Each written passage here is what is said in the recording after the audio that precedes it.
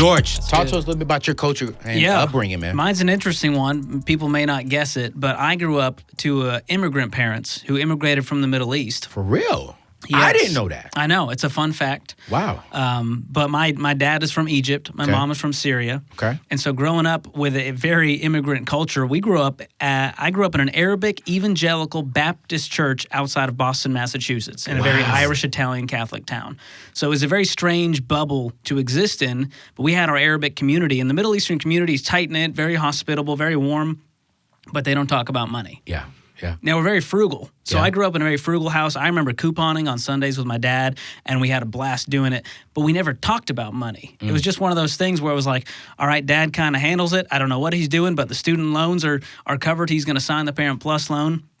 And so I didn't really learn about money until I started working for Dave, and I went, oh, they were playing the game. Yeah. They immigrated here going, we have to adapt to this American culture, and the way you do that is you got to build the credit score, you got to have the credit cards, and we're going to move this around to the 0% card. And so they spent their whole life playing the game. Wow.